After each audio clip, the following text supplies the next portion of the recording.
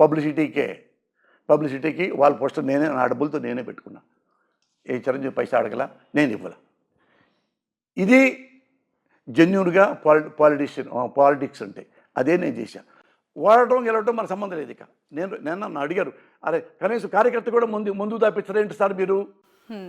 నీకు తాగుడు అలవాటు ఉంటే నీ డబ్బులతో తాగే. నా ముందు చూసి శర్మవాణి కాబట్టి ముందు అవుతాడంటే నేను ఇవ్వను, నేను తాగను, నేను ఇవ్వను. అయితే అట్టయితే ముందు కూడా ఇవ్వనప్పుడు ఎందుకు సార్ మేము రాము, వెళ్ళిపో మొహం మీద అన్నారు. ఇవన్నీ అందరి ముందు మీడియా ముందే ఓకే, చూసుకుంటూ వస్తాయి క్లిప్పింగ్స్ అన్నీ. లాస్ట్ 7 లక్షలు 10 లక్షలు మొత్తం వస్తూ ఓడిపోగానే థ్యాంక్స్ చెప్పి అందరికీ మళ్ళీ టిఫిన్ పెట్టించి థ్యాంక్ యూ అని వచ్చి కారులో వెళ్తా మా ఆవిడ చెప్పి బయలుదేరి వచ్చానమ్మా. ఇది 15,000 కోట్ల లక్షల 15,000 ఓట్లే వచ్చినాయి, కంగ్రాట్స్ అయ్యి నాకు అంటే మా ఆవిడ నవ్వింది. 15,000 మంది ఫ్యాన్స్ ఉన్నారు నీకైతే, రా రా రా ఇంటికి అంది. అర్థమైందా? అలాగా ఆ చిరంజీవి ఎప్పటి నుంచో నా మీద గుండెల్లో పెట్టుకున్నాడు. ఇలా ఇలా ఇలా చేశాడు పోసారి కృష్ణమురళి అని. అలాంటిది నేను ఈయన చిరంజీవి గారు పార్టీ ఉంటే చిరంజీవి గారి పార్టీలో ఉండేవాడిని. పార్టీలో చిరంజీవి గారి పార్టీలో నేను ఎక్కడ సభ్యుడిని కాదు ఇంతవరకు. ఎప్పుడు నా మీద ఇష్టంతో ఇవ్వటం తప్పితే నేను వెళ్ళి సభ్యుడిని అని ఎప్పుడు రాసుకోవాలి ఎక్కడ. అయిపోయిన తర్వాత ఆయన కాంగ్రెస్కి వెళ్ళిపోయాడు. మరి ఎవరు సపోర్ట్ చేస్తాను నేను? ఇంకా ఉన్నాళ్ళలో బెటర్ ఎవరు ఎత్తుక్కున్నా, ఉన్నాళ్ళలో బెటరు ఈయన సపోర్ట్ చేశా. అప్పుడు ఈ సపోర్ట్ చేస్తున్నప్పుడు మరి జగన్ గారిని ఎవడైనా క్వశ్చన్ చేసినప్పుడు మేము క్వశ్చన్ చేస్తాం. జగన్ గారు ఏమంటే మేము క్వశ్చన్ చేయం. జగన్ గారు మీ పాలనలో పలానా నిన్న కుర్రవాడిని అన్యాయంగా కాళ్ళు ఎరగొట్టారంట, ఆడి పేరు సుబ్బారావు, మీరు చూడండి అన్యాయం కొట్టారంట, దానికి మేము కౌంటర్ ఏమో. ఎందుకు మాట్లాడతాను అట్లా? ఏమో జన్యం కొట్టారేమో, పవన్ కళ్యాణ్ కరెక్ట్గా చెప్పుంటాడు అనుకుంటాంగా. ఇంకోటి ఏమండి మీరు ఇట్లా అమ్మఒడికి ఇచ్చారు కదా, కాకుండా పలానా వాళ్ళకు కూడా ఇస్తే బాగుంటుంది వాళ్ళకు కూడా అంటే ఓకే, అడ్వైస్ తప్పలేదు. లేదు ఇదిగో మీ ఇప్పుడు మీరు ముఖ్యమంత్రి అవ్వగానే ఈ 3 నెలల్లోనే ఒకతను లంచాలు తిన్నాడు, ఇదిగో పలానా ఎమ్మెల్యే పేరు ఇది, ఇదిగో ఇది సాక్ష్యం, దీన్ని మీరు ఎంక్వైరీ చేయండి అని ప్రెస్ ముందు పెట్టాడు అనుకో, వెల్కమ్. నేను అంటాను ప్రెస్ ముందు పెట్టాడండి అంటే ప్రెస్ ముందు పెడితే ఎంక్వైరీ చేయమను జగన్ గారిని. అది ఎస్ అంటే తీసేయమను అతన్ని పార్టీలోంచి. నువ్వు అనుకో పవన్ కళ్యాణ్ చెప్పను, నో పవన్ కళ్యాణ్ గారు పొరపాటు అది ఇతను తినలేదంట అని నువ్వు చూపించు. ఇది సభ్యత, ఇది సరైన రాజకీయం. ఇవి కాకుండా నువ్వెంత ఎదవా సన్నాసి, ఎదవా సన్నాసి, ఎదవా సన్నాసి అని ఈ మాటలు అంటుంటే పులివెందుల పంచాయతీ అని, రాజారెడ్డి రాజ్యాంగం అని, ఇవి అన్వాంటెడ్గా అతన్ని ఎప్పుడు మాట్లాడుతున్నాడు. అక్కడ లాస్ట్ చూశాను నేను ఓ మీడు అక్కడ సన్నాసులారా అని పేరు నానిని ఇంకోళ్ళు అన్నారు. అన్ని నిధులు మాట్లాడుతున్నాడు కదా ఇతను అని నేను ఆ తర్వాత ప్రెస్ మీట్ పెట్టాను. ఊరే కూడా అనలా, ఒక్క మాట అనలా. పవన్ కళ్యాణ్ నువ్వు ఇంతమంది నువ్వు ప్రశ్నిస్తానికే పార్టీ పెట్టాను అన్నావు, సంతోషం, తప్పేం లేదు. నువ్వు ఎన్ని ప్రశ్నించావు అడిగిన ఆన్సర్ చెప్తా. నేను కూడా మా పార్టీ నుంచి ప్రశ్నిస్తున్నా, ఆ ప్రశ్నకి కూడా మీరు కూడా జవాబు చెప్పాలి అని ప్రెస్లో అన్ని క్లిప్పింగ్స్ చేశా విట్నెస్తో. ఇలా అప్పుడు అలా ఎందుకన్నావు, ఇప్పుడు ఇలా ఎందుకన్నావు, అంతకుముందు బీజేపీ చేరక ముందు ఎలాగా బీజేపీ వాళ్ళని తిట్టావు క్లిప్పింగ్ చేశాడు. ఇది ఈ నాయకుల వల్లనే దేశం నాశనం అయిపోతుంది.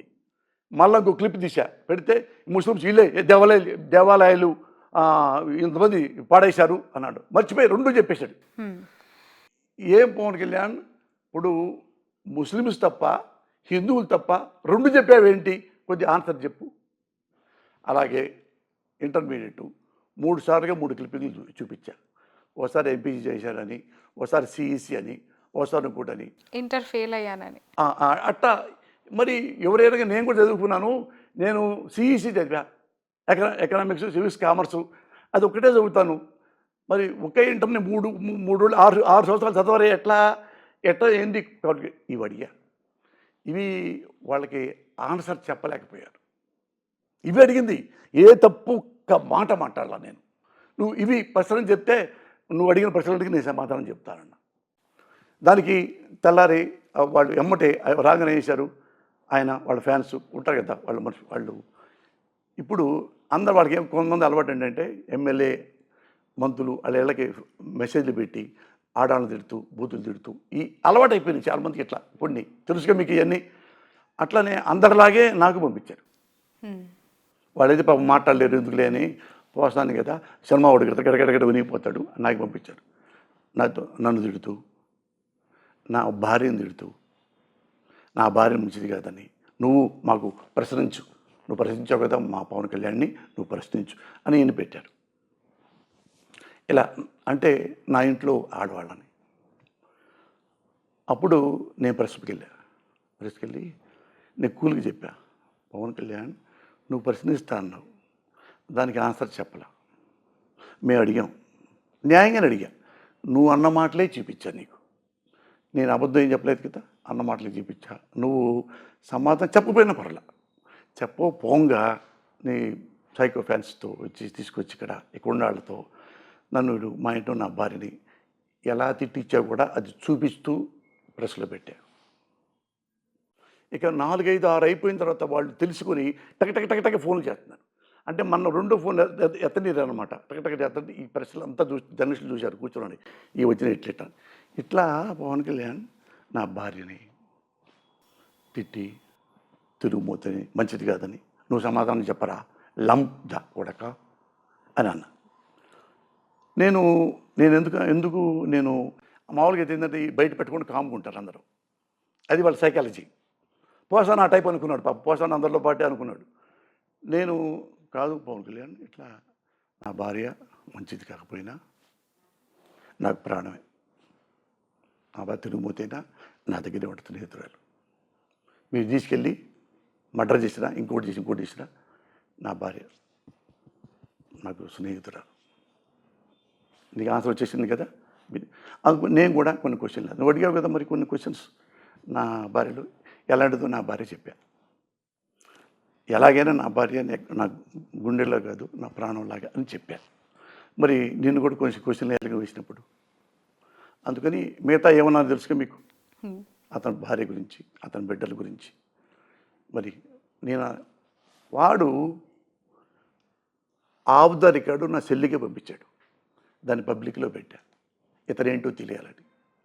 నేను క్వశ్చన్ చేశా, జైసీ కర్నీ వైసీ బర్నీ ఎందుకు అనకూడదు అనిపించింది నాకు. కానీ ఇలాంటి వాడికి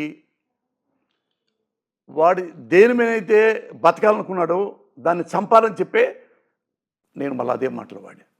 ఎందుకు నోరు మూసుకున్నాడు? నీ అన్న ఇంటూ ఆడవాళ్ళని వేరే వాళ్ళు తిడుతుంటే నేను కాపాడానా? అదే సిద్ధాంతం నా మీద ప్రయోగిస్తావా? ఎవడన్నా ప్రపంచంలో చేస్తాడు ఇట్లా? ఎథిక్స్ ఉన్నవాడు ఎవడైనా నువ్వేమనాలి, ఎట్టొచ్చినాయి అంటే నువ్వు రావాలి మా ఇంటికి, నీ గురించి ఇలా అన్నారా మా వాళ్ళు, అతను తెలియనట్టు. తను తెలిసినా పొరపడితే మిస్టేక్ జరిగింది మురళి గారు, ఎక్స్ట్రీమ్లీ సారీ, ఇట్లాంటి ఇంకోటి జరగవు, క్షమించండి, ఓ వెరీ గుడ్, నేనే మాట్లాడను. అంటే ప్రొఫెషనల్ ఈగోస్ ఒక పార్టీలో ఉన్నప్పుడు పక్క పార్టీ వాళ్ళు విమర్శలు చేస్తూ ఉంటారు, తప్పులను ఎత్తి చూపిస్తూ ఉంటారు.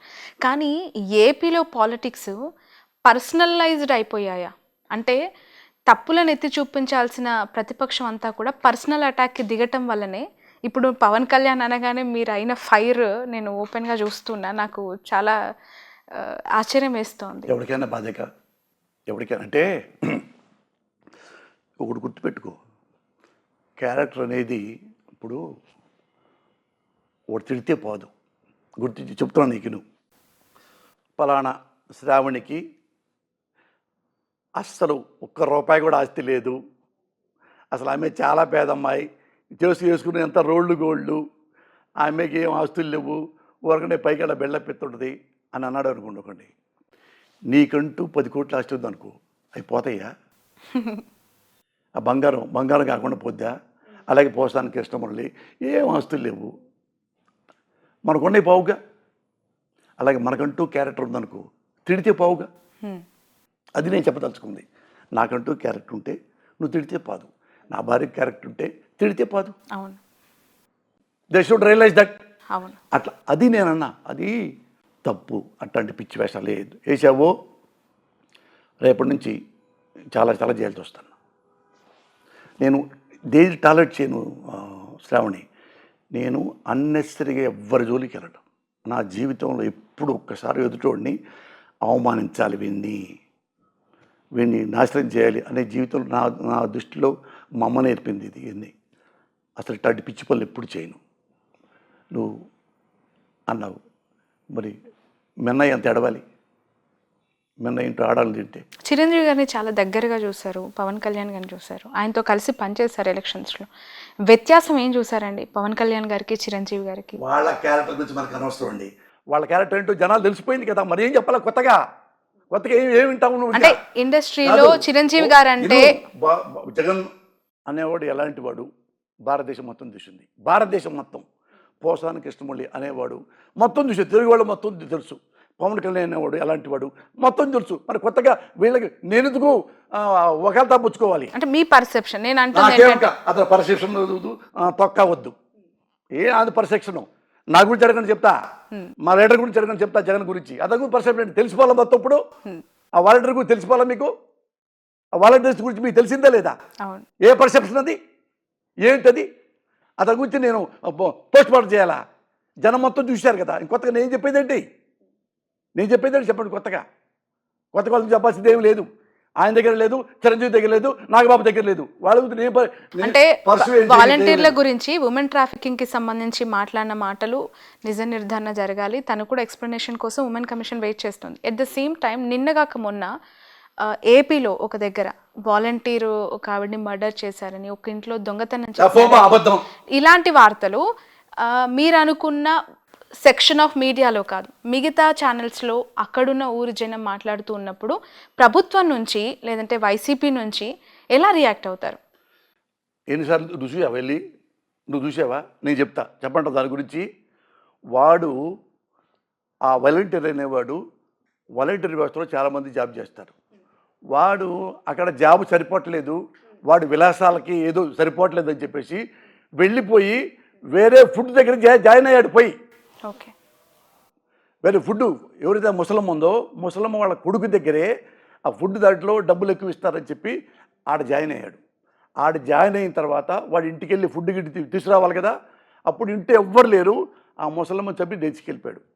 అది ఎవడన్నా రాశాడా? వాడు అంతకు ముందే ఇవన్నీ పక్కన పడేసి అందులో జాయిన్ అయ్యాడు. ఎవడు పబ్లిక్ ఎందుకు రాయలేదు? మేము చూసి నవ్వుకున్నాం. ఇప్పుడు ఒకడు వాలంటీర్ పేరు పెట్టారు, వాడు ఇప్పుడు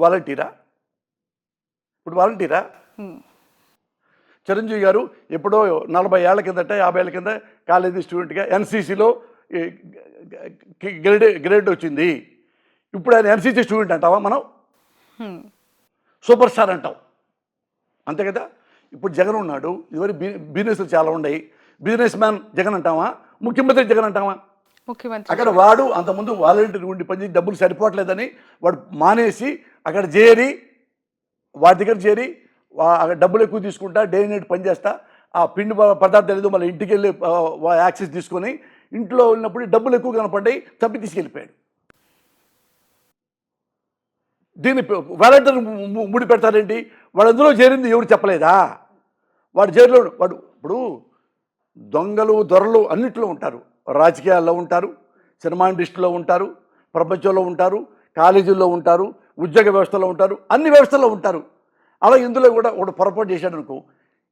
ఇది పర్టికులర్గా చెబుతున్నా, పర్టికులర్తో నేను చూసా. ఎంక్వైరీ చేస్తే వీడు ఆల్రెడీ అక్కడ చేరాడు. డబ్బులు సరిపోవట్లేదు, అందుకే అక్కడ చేరాపోయి అది రాయలా.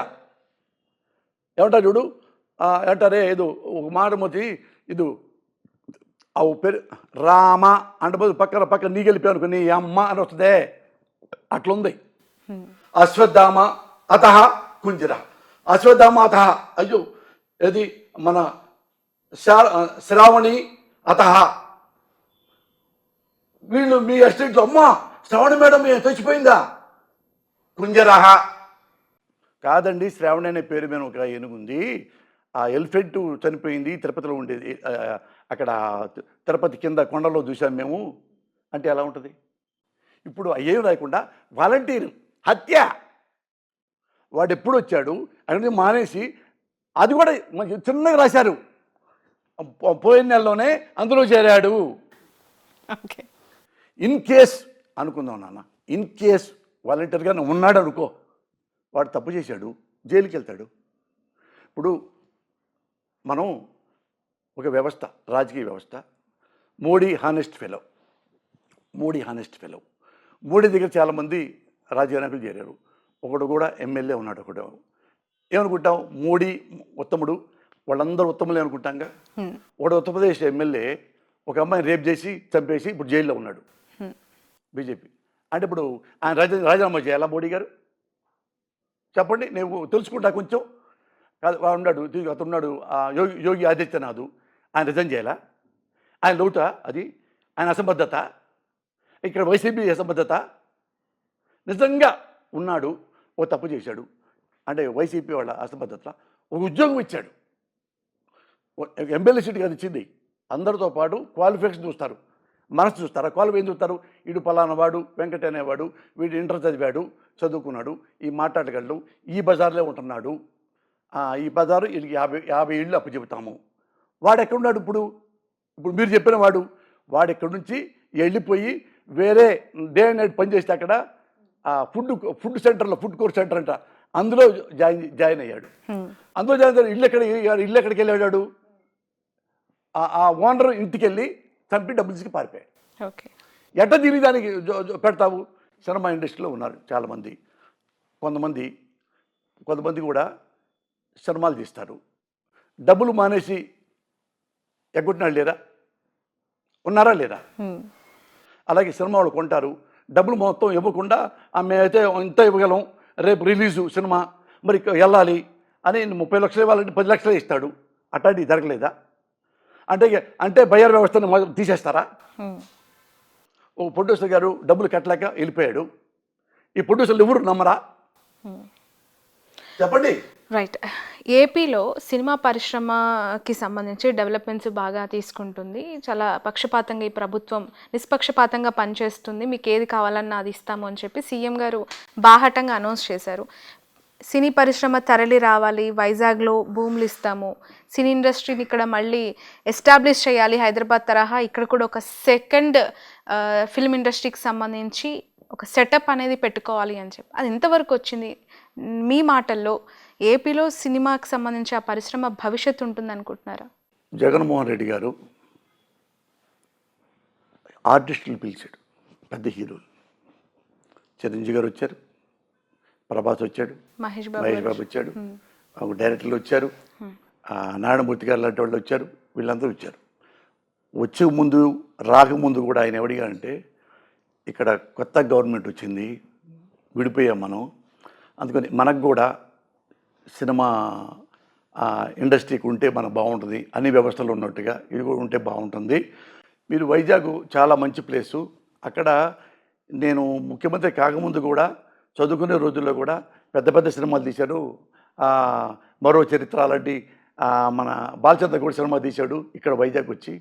వైజాగ్ అన్ని రకాల బాగుంది, ఇక్కడ చాలా ప్లేస్ ఉంది, అన్ని లొకేషన్స్ ఉన్నాయి, మీకు ఫెసిలిటీస్ ఉన్నాయి, నేను ఇస్తా. ఎవరన్నా స్టూడియోలు పెట్టుకుంటానంటే నేను స్టూడియో కట్టుకోవడానికి స్థలం ఇస్తా, 2 ఎకరాల 10 ఎకరాల 20 ఎకరాల ఇస్తా. ఆడే ఉండడానికి కావాలంటే ఉంటాళ్ళు కూడా, మీ టెక్నీషియన్స్ కానీ, ఆర్టిస్టులు కానీ, అసిస్టెంట్ డైరెక్టర్లు కానీ, ఇంకోళ్ళు కానీ, వాళ్ళని కూడా నేను ఇళ్ల స్థలాలు ఇస్తా, ఇవన్నీ ఇస్తా. మీకు ఏమేం కావాలో ఇక్కడ సినిమా ఇండస్ట్రీకి అభివృద్ధి కావడానికి అవన్నీ నేను ఇస్తాను, మీరు ఇక్కడ కూడా వచ్చి తోడ్పడండి ఈ ప్రోగ్రెస్కి అని డైరెక్ట్గా చెప్పాడు. వాళ్ళు ఆలోచిస్తామన్నారు. చిరంజీవి గారు కూడా అన్నాడు. చిరంజీవి గారు ఏమన్నాడు, నాకు ఎప్పటికైనా కానీ వైజాగ్లో సెటిల్ అయిపోవాలని నా కోరిక అన్నాడు. అంతవరకు ముఖ్యమంత్రి చెప్పగలడు స్వయంగా. అది అసలు సినిమాటోగ్రఫీ మంత్రి చెప్పి సరిపోయింది. ఆయన ముఖ్యమంత్రి, ఆయనే స్వయంగా ప్రజలందరికీ నేను సర్వీస్ చేసుకున్నాను, ఇది కూడా ఉంటే బాగుంటుంది సినిమా ఇండస్ట్రీ, అక్కడ కూడా చాలామంది ఉద్యోగాలు వస్తాయి కొన్ని వేల మందికి అని కూడా స్వయంగా చెప్పాడు. అది వాళ్ళు నిర్ణయం తీసుకుంటే అప్పుడే నేను అంది వాళ్ళతో పాటు నేను కూడా స్టూడియో పెట్టుకుంటానని.